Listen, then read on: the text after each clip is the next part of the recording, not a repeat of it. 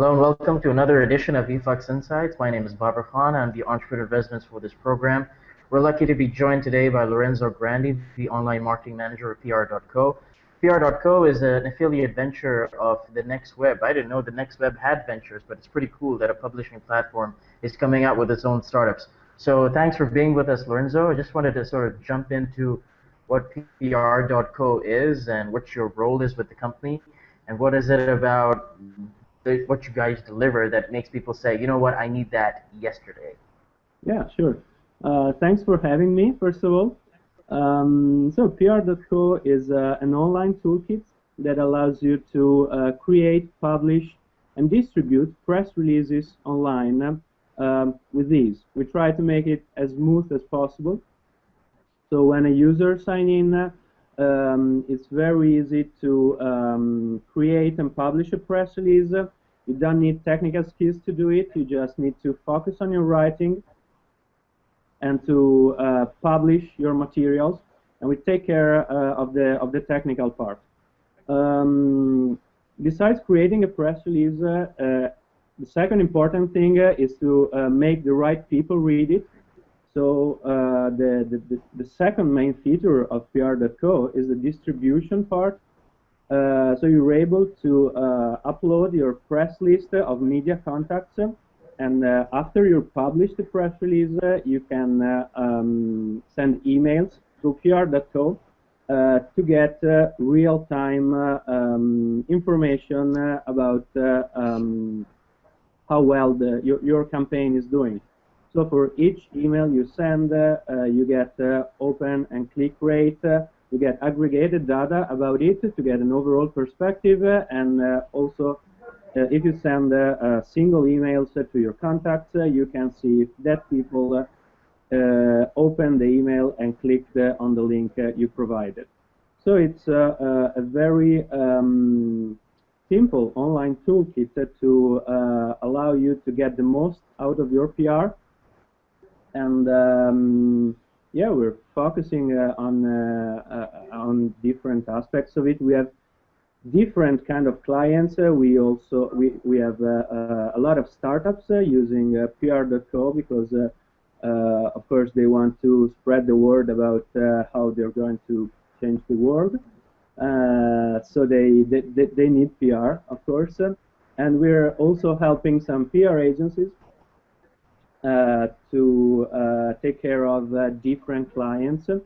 So you can have different press rooms on the platform and curate your online presence on your press room. That means you can have, of course, press releases, but you can also add clippings that are like pins of your earned media. Whenever journalists have written articles about you, you can like take a screenshot and put it on your press room and make it available for everyone else checking you out on your press room. You can of course add high-resolution images, you can add videos, you can add audio files or documents of any kind. So we're focusing on making very easy to get the basics out of it, so it's very easy to create your first press release, and then if you want to dig a little farther into the more specific features available, you can spend a little more time on those, but it's not required that in the first place. So the first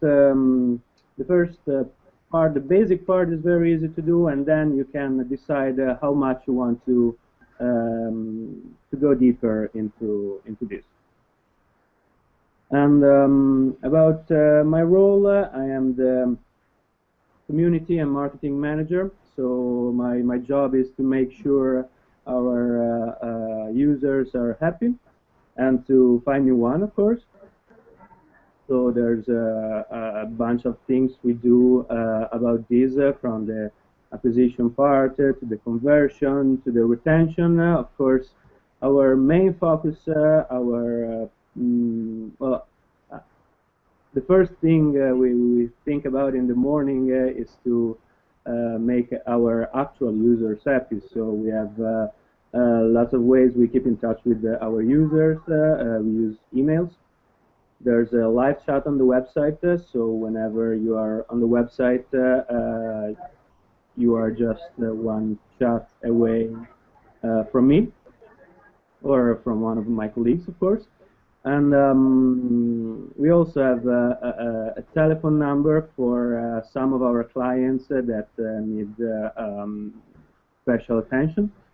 And yeah, so that's the basic way we keep in touch with our customers. And then, of course, we have other activities. We have a newsletter twice a month. We like to let our users know about latest news in the PR world that we care about, and we also share tips and tricks we find, and we also analyze our data on the platform to get some insights about what we about best practices. Let's say what's the best time to send out a press release. The last thing we did about 1 week ago was analyzing all the data from all the press releases published in the last year and divide them by day of the week to understand from a general perspective which days were the busiest for journalists, in which days of the week they receive the most press releases usually, and which day on the other end usually didn't work. So this kind of aggregated data can have a value if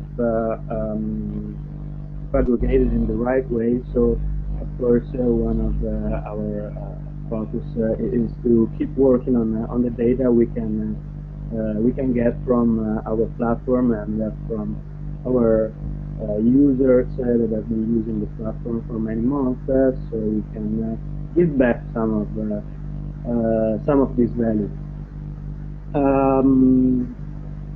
We also try to keep the communication on a very informal level. We don't like to be formal. We don't believe that being formal has so much value in our market, and we prefer to be pretty much straightforward. So our newsletters are not, HTML with a lot of design, with a lot of pictures. No, usually it's just an email from me or from someone else, a team, talking directly to the user, to let them know about something, to ask for feedback about something, to let them know about special offers we came up with. This kind of different things. We're also doing some testing on all of these features we have. So we started about 2 months ago with a series of surveys towards our users, because we want to know a little more precisely and in their own words what they did and didn't like about PR.com.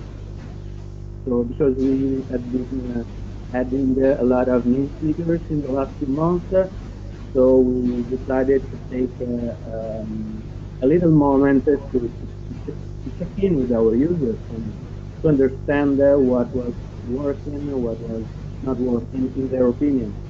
So we set up a little survey and we sent a newsletter to about 10,000 contacts in our mailing list, and we asked them to take the survey to reply about questions about the platform. So we asked a little bit of background because we know we have different kind of users. We have a lot of startups because usually startups of course need to get the word out about how they are changing the world, and so they need to have PR covered, but they don't have a budget to get a PR firm. And PR.co is a toolkit that aims to at empowering the people with their PR efforts. That's also one of the reasons why we try to communicate a lot with content. We do a lot of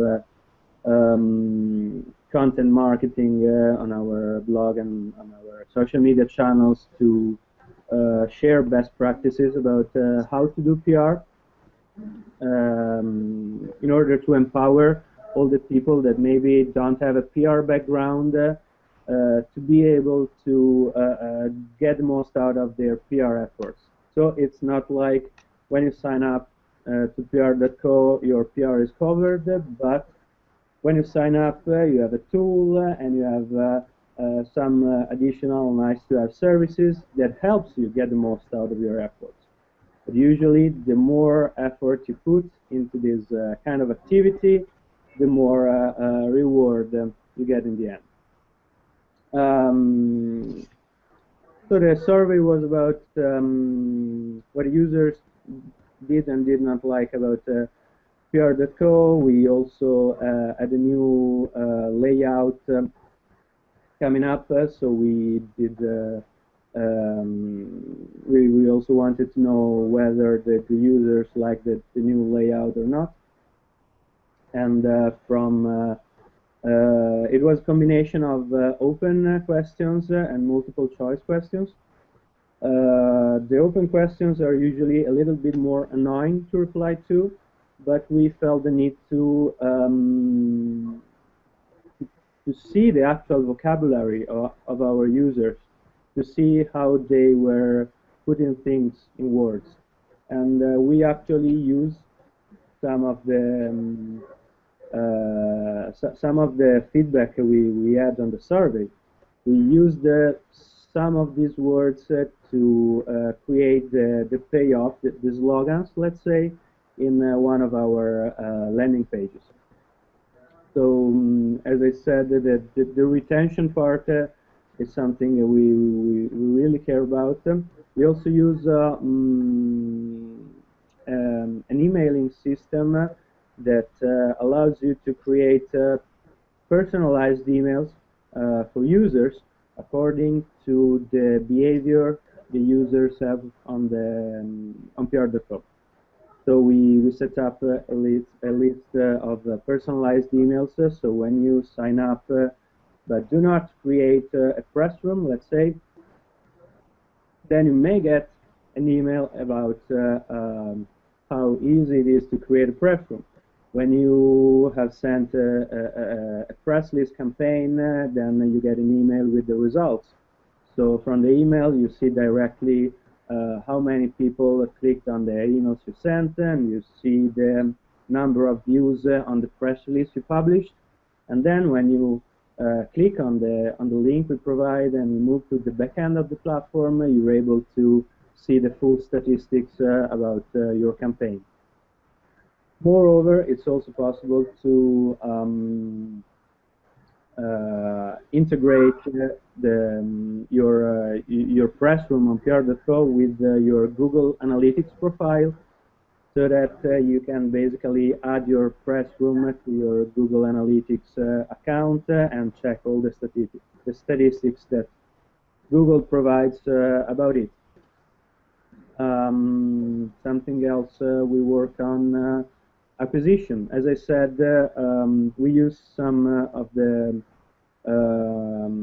sentences our users use to reply to our survey to create a landing page, and we set up a campaign on Google AdWords about creating a press release that is our main feature. So we are working on the acquisition part, playing a little bit with a landing page on our own website, and we use this nice tool called Optimizely to do A/B testing on the pages we have on some of the pages of our website. So some tests are quite small. You know, when you change the color of the button or you move an image somewhere else on the page, then you can expect a small change in the conversion rate you are measuring. And then when you do bigger changes, like you change the call to action, for example, or or the titles of the page, then you aim at bigger changes in your conversion rate. But yeah, I would say that one of the things I appreciate the most about working for PR.com, that is a nice, that is news in my career actually, is that the possibility to explore as much as I want with new tactics of any kind, whatever we want to test, we can test it, and we are a very small team, so we're also very agile in our processes, in our internal processes, let's say. And I also like a lot how close we can be with our users, because we are not a big company. We're not shielding ourselves behind impersonal communication or HTML newsletters or not replying on Twitter because we don't know what to say.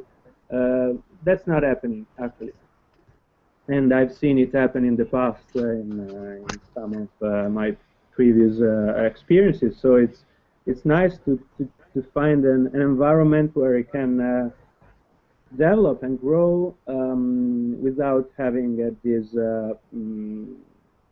this kind of formal environment to block you in a way. So we have a very direct relation with a lot of our users, and of course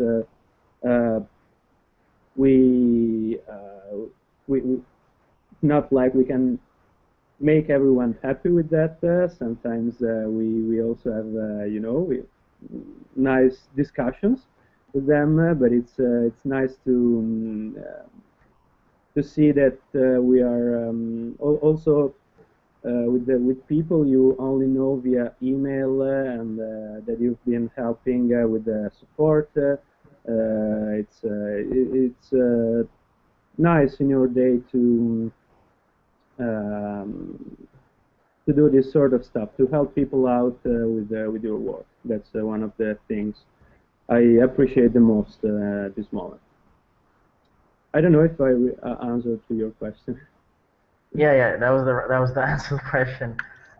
Completely spot on. What I actually liked about the startup the most, as we discussed even earlier, was that it actually helps people like us in the marketing industry, at least from the side where, like, I need your services badly, right? So if for me, knowing what is working, what is not working, really helps out, because usually before services like yours, you'd send out a newsletter or you send out a basic template of anything via MailChimp, for example, and it does give you some version of analytics. But the idea that you would give us hands-on help through customized and very personalized customer service, where you tell us that it's perhaps a time zone that you can send it that makes more sense, and here are some agencies that we know that give us the best insights into what is working, what is not working. So even your website mentions that I can create a press room, I'll write the press release. You can help me in that process as well. You can help me in the distribution of the email and analyzing the results, and then it reverts back to that same process and repeats over and over again. So this is an area that helps the value proposition for PR agencies quite a bit. And what we've generally seen, the ATL, the public relations, are generally considered to be ATL with press releases going out to media outlets. For example, TNW is a media outlet we could consider, right? But you wouldn't really know what is working, and you wouldn't really know where the traffic is coming from, aside from referrals that you're seeing on your Google Analytics. But then that's about it. You don't know what was it on the press release that got them there. But maybe with your platform, I can even see what was the keyword that person saw, and then they clicked on it and said, you know what, now I like it. Maybe they only went through one paragraph of it, but you generally don't know. If people keep churning out the same press release over and over again because it worked once, why don't do it 1,000 times? but they don't know which part of the press release was that aspect that really changed everything. So I've seen like the blog. It brings up the study that you guys have done in terms of what's the right time to take out the press release, where's the best locations, and all that. What I'd like to know, just as a general, curiosity, as someone who's running a startup right now, you've got the pricing plans for the businesses, the enterprises, and startups. But if a startup doesn't have a mailing list, do you provide one based on your connections with PR agencies or regular agencies or via TNW? And how do you go about something like that where someone doesn't have a mailing list as such? Yeah, this is basically one of the most common questions we get because there are a lot of services on the internet that allow you to buy reach in a way, but this is really something we don't believe in because when you just create a press release and you think that everybody should be reading this, you are probably already doing it wrong because the power of distributing a press release uh, is based on the relationship you can build out of this. So to reply to your question, no, we don't provide a general list of contacts to shoot your emails to because because it doesn't work basically, and it's we decided to rather to focus on letting you know what are the best practices about distributing your press releases, and it takes time. It's a time-consuming effort, but we believe that the rewards you get in the end are much higher than just sending a blast to random 10,000 people that you email cold because they've never heard about you, and they will probably delete your email without even opening it. So in the end, this kind of activity is becoming more and more useless in a way because you should rather focus on understanding which kind of journalists have been, let's say, talking about your competitors in the past. That's a good starting point actually. So if you have a new product you are releasing with your startup, you could start by checking out which journalists have been talking about your competitors in the first place, and then you should start developing a relationship with them, and then of course when you have built your own list of contacts and you are a source of news because you're able, maybe with your startup, you aggregate data about a specific market and you can find out some specific news that can be interesting for journalists to tell a story. So that's, you know, that there are several ways to get press and to be interesting in the eyes of journalists and bloggers and media outlets of any kind.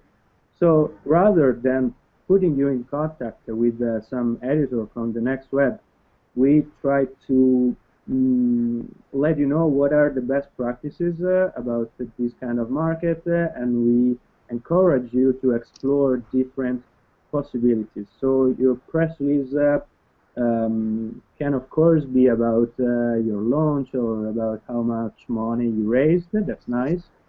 But if your startup is also, you know, disrupting the market or collecting data that put things in a new perspective or finding any nice information that could be interesting for someone, your job is to find that specific people that can be interested in the story you want to tell.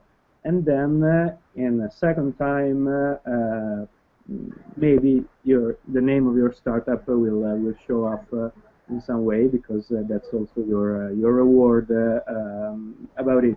But yeah, it's not um, we don't believe in this model where you can create your press release and then pay $300 to send it to 300 journalists, because it's not effective, and we believe in a different model, let's say, and this is of course part of the marketing efforts that startups usually have. So of course we are focused on the PR world, but we also write about the experiments we do on our platform, let's say. So we, from time to time, we keep in touch with startup blogs to tell about what experiments we've been running on our own platform. So there's an additional level to it, let's say. So we can also share the results of our own experiments. So it's nice to have these two levels where we can both gather data from our own platform and gather data to our very own experiments we run on our platform. And yeah, so we are experimenting with Optimizely and experimenting with A/B testing with the subjects of our newsletters. We are oh yeah, we also tried InspectLect. It's also a very nice tool. It's a little bit like Crazy Act, but it allows you to see the behavior of your users. You can basically record the behavior of your user on the page you are monitoring. So you can see that a user from Italy opened your page on that day, and you can see on your screen the exact movement of his mouse on your page, and you can check how long he was on the page and if he converted or not. So you get nice specific and aggregated information about what your users are doing on the specific page you are targeting. Let's say if you have a problem with step 2 of your order process and a lot of people leave that specific page, then you may want to use this kind of tool to understand what's blocking the users at that specific point. So let's say if you check, I don't know, your funnel on Google Analytics for the conversion rate, maybe you want users to sign up to your platform, and you see there's a big gap on a specific page, then that's a very nice page to start with this kind of tool that allow you to understand very precisely the behavior of your users on that page. So that's helpful.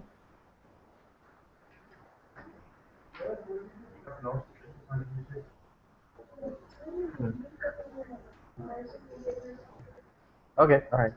Okay. Yeah, I just wanted to bring up something about your startup. So basically, one area that I'm quite interested about with PR.co is up till very recently, I didn't know that I didn't know that PR.co was affiliated with the NextWeb. Didn't know that NextWeb had ventures of its own. Just wanted to know what exactly is the role that the NextWeb as a publishing platform plays with PR.co. Is it like a venture funder? Does it help you guys out? So like you mentioned how uh, uh, it's not that an editor at TNW will get in touch with one of your clients and like give them the mailing list of all the subscribers of TNW. It won't work that way. That would be unethical on many grounds. But how does it work in terms of the partnership? It can't just be funds. I assume that you guys have a lot of thought leadership coming from their side in terms of advice and how you can best engage with the users. So one area that we try to look at in terms of startups when we speak to people like yourself in startups is cost of customer acquisition is one of the biggest hurdles for any startup. And you have three customer bases, which is quite hard to get a hold of. Startups, I'm not so sure how difficult that is in terms of reaching out to them, but maybe acquiring them is a whole other problem. And businesses, enterprises. So I'd like to know what kind of role TNW plays with PR.co, and what kind of tactics you have for customer acquisition. Retention is, like you've mentioned earlier about having customized support, whatnot. But could you talk a bit about how customer acquisition plays a role with you when you're reaching out to startups, when you're reaching out to enterprises and businesses as well? Okay, so yeah, about the beginning of the role of TNW of the Next Web in this with PR.co, I'm probably not the right person to answer to it because I just joined PR.co a few months ago, so maybe we could ask one of my colleagues to step in and answer to this later. About our partnership, it's the Next Web has different branches. So they have this nice technology blog that is among the first 10 websites in the world. So a very big one. And then there's the conferences part. The TNW conferences are very big events. The last one was actually in Amsterdam last week, so less than 1 week ago. And the next ones will be in Sao Paulo, in Brazil, in August, and in New York in October, next October. Whenever TNW has these events, we provide the digital media center. So at the last event in Amsterdam, there were around 100 startups that were selected for the Boost program. That means they were present at the conference, they had a desk, and they spent 2 days meeting people at the conference. And they had the opportunity to speak, to pitch on stage, basically. So 10 of those startups were allowed to jump on the stage in front of almost 2,000 people and pitch their startup. PR.co part was to provide the digital media center. What does it mean?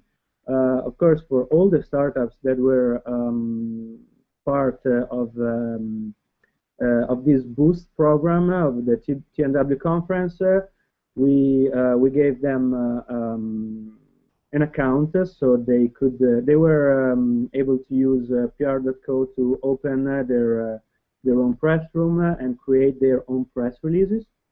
All these press releases were gathered into the Digital Media Center that was the TNW press room for the conference. So at thenextweb.pr.co, you can find the Digital Media Center with all the press releases from all the startups in the Boost program. So it was like the place to gather all the information about these startups, and it was meant to save time, for the journalists at the conference, and for also the people attending that wanted to check out the startups before or after the event. They could find all the information about those in that place. So that's the kind of collaboration we have. Okay. Just something that just sort of like inform you what something is going on is there's this organization called the Marketing Society. It's in the UK, and it's basically it's a collection of various marketers from all over the world. But mostly they look at Europe and the United Kingdom. It's just sort of a development I'd like to sort of bring to your attention. They are going to do a conference in a couple of days with a organization. I may be mispronouncing it just slightly. The organization is basically called Omo Bono. Just slightly mispronouncing it, I'm pretty sure. And they're doing an event with them. I guess it's in a couple of days, where they're trying to figure out the best business-to-business marketing tactics. And the general problem that they usually face, like it was said by, I believe it was Andrew Markowitz. I believe you can find his interview online. He's the director of global digital strategy for GE, General Electric. And he mentioned a while back that one of the biggest issues in business-to-business marketing is the lack of published research and the best practices. Because generally, like if I'm getting it right, I'm not going to tell anyone.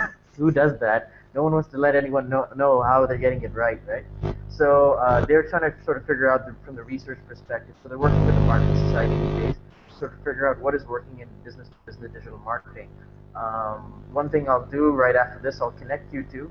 Her name is Francesca, the owner and director of Omobono, the agency in the United Kingdom, and they really need something like this, especially for the conference. And it is generally one of those things where there's a huge amount of demand for PR.co type services, where people can still engage in what is called old school marketing tactics, such as public relations, and still get some sort of release, some sort of conversions out of it. And again, conversions can mean many things for different people. So for example, conversions for Ephlux Insights means getting people like yourselves to agree to be featured on our program. Conversions for other businesses means, for example, for you, conversions means getting startups, business, and enterprises on board, and for the people in sales. So it is one of those things where you should definitely look into it. And thanks very much, Lorenzo, for your time. Really sorry if there's any background noise from my side. We were having somewhat construction, a lot of discussions happening everywhere.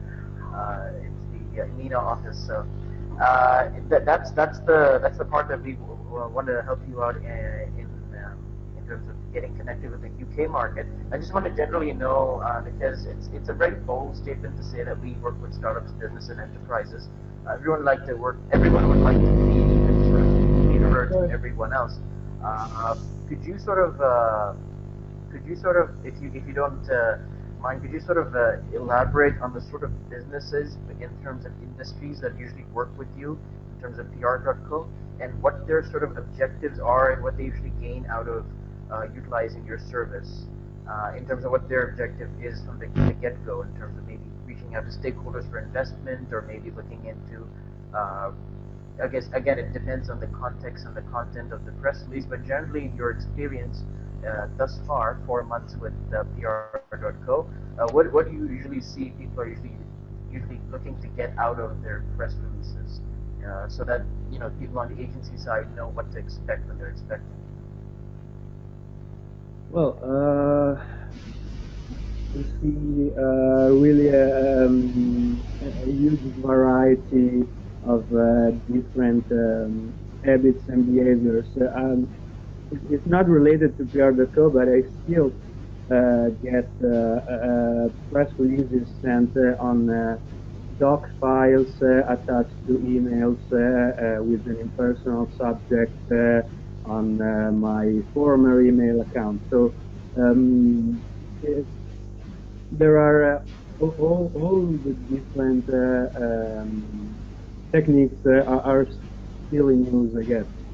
When users use PR.co, I see we have a lot of startups that are looking for a tool to help them. So basically, they have budget issues because they can't get a PR firm for 15,000 per month, and that's understandable. So they rather decide to put some effort on their own on the PR, and then PR.co is a nice toolkit to help you get the most out of your effort. And then on the other hand, lots of PR agencies that have to manage a lot of clients decide to use PR.co. Maybe they start only with some of the clients, and then from time to time they add press rooms for new clients coming up, and so in this way they can they can keep separated press rooms for each one of the clients. And I think the reporting part has a lot of value, because when you send an email from your email address, then you can see if the person received the email in the first place, they clicked on it, how many times, if unless they reply. So in the end, it's all about the data. The more data you can gather and analyze and understand, because you don't get anything from data you can't understand. The better you can do the next time you run a campaign, or when you have to decide what to do with your next launch, or anything that's coming in the future. So I think, yeah, lots of different clients, communication agencies, PR agencies, simple startups or businesses that need a press room for themselves.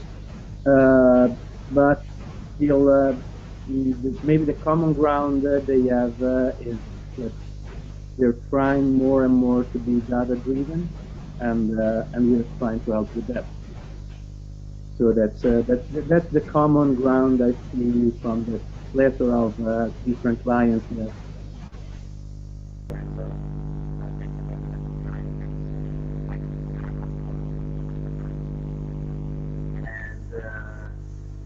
I'm just making sure that we are on the final word, so just being really open and honest about it. Saying,